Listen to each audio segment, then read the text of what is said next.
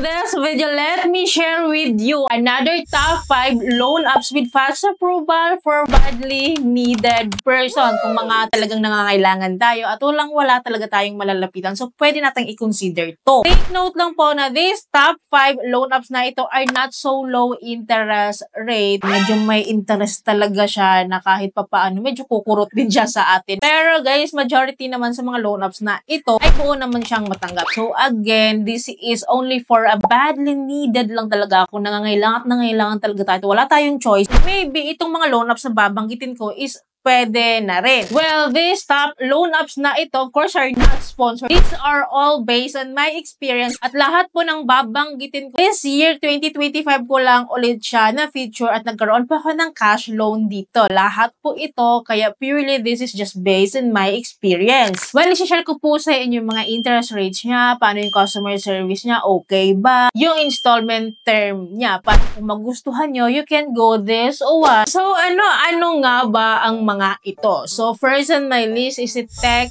Cash Loan App. So, actually, bago ko lang talaga na-feature itong si Tech Cash at hindi ko akalain na legit pala na buo itong matatanggap. Well, itong si Tech Cash po, instant loan offer naman po yung binibigay niya sa atin. At sa experience ko guys, 7 days to pay lang yung payment niya sa first installment term. Sa 7 days to pay na yon, meron siyang 25.74% na binibigay sa akin na interest. Effective interest rate po yun. So, medyo mataas. Ang kinuha ko lang na loan amount doon is 1,000 pesos. Kaya medyo mukha siyang maliit lang. Kasi tiniray ko lang siya and legit po na buong matatanggap. And in terms naman sa customer service nito, in fairness naman, hindi ito makulit, hindi siya tawag ng tawag. And kapag nabayaran mo na, so meron ulit tatawag sa'yo para mag-offer ng loan, isang beses lang naman ata yun. And then after that, hindi na sila tumatawag. So kung bet mo i-grab, then go. Though, yun nga lang. Ang disadvantage lang nito talaga is 7 days to pay. Napakabilis lang kasi ng 7 araw, diba? Pero sabi ko nga sa inyo, this loan apps naman is intended for the badly needed people lang talaga. Kung wala talaga. Then gusto nyong buo matatanggap. So pwede nyo rin siguro i-consider ito. Maganda lang ito kasi guaranteed po talaga na makakautang talaga tayo sa kanila. Well, next on my list is si Tala Loan App. Sinubukan ko siya for the second time. Nag-apply ulit ako dito kay Tala this year lang, early this year 2025 at in-approve niya ako ulit. So still, wala naman din siyang hinihing mga proof of income. Well, itong si Tala po, meron po siyang effective interest rate daw po na 14.86%. FYI po, itong si Tala Loan App, meron po siyang binabawas na processing fee worth 3.99% for the whole loan amount. Binabawas na agad niya yun. Kaya si Tala po ngayon is hindi na po buong matatanggap. Kasi dati no, si Tala buo siyang matatanggap pero ngayon nagbago siya. Which is for me naman, if talagang nangangailangan talaga kayo for badly needed, pwede nyo pong itry si Tala. Pwede nyo po siyang i-consider. Since itong si Tala naman is up to 60 days to pay po yung duration po ng payment niya. So, it's up to you kung babayaran mo siya. Nag-offer po kasi ito si Tala ng daily interest rate. Ito naman yung maganda kay Tala in case na gusto mo lang mangutang din, babalik mo agad-agad yung iyong inutang, pwede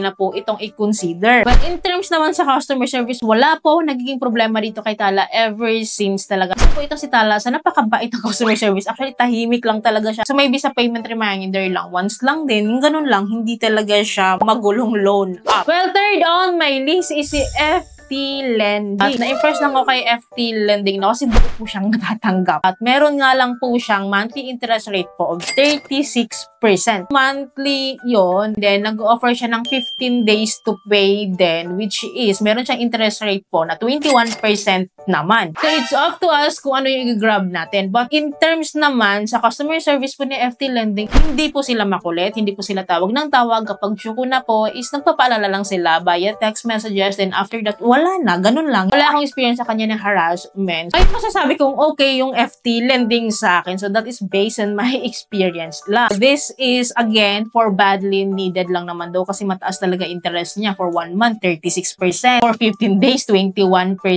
lang. Pero sabi ko nga sa inyo, kung talagang kinapos kayo, pwede nyo i-consider to. Since buo siyang matatanggap, guys. Pero syempre, of course, pag-isipan nyo ha, kasi mataas talaga yung interest niya. So, ang kinagandahan niya lang, again, is buo siyang matatanggap at makapag-utang ka talaga. Well, next, fourth on my list is si Mr. Cash. And then, instant loan offer din ito. Itong si Mr. Cash, ang minsan nagkakatalo lang talaga sa disbursement. Medyo maigpit siya sa disbursement. Tulad ko, nire-reject niya yung disbursement ko, pero pag okay ka naman sa kanila, papasok agad agad talaga yan sa account mo once na mag-decide ka na mag-cash loan dito. Well, in terms naman sa cash loan dito guys, hindi po siya buong matatanggap because of the service fee na hinihingi niya. Actually nga, bumaba na yung service fee niya ngayon compared before. Sa mga first time pa na mag-loan dito, 4.5% po yung service fee po na binabawas nila. Service fee lang po yun. So magkaiba yun sa interest rates nila. Meron kasi silang daily interest rate. Sa first timer ha, na 0.25% a day for 18 days. Sa first time kasi, 18 days to pay yung kanilang installment term. Kapag na-loan mo yon and then nabayaran mo, no, ma-extend ka into 45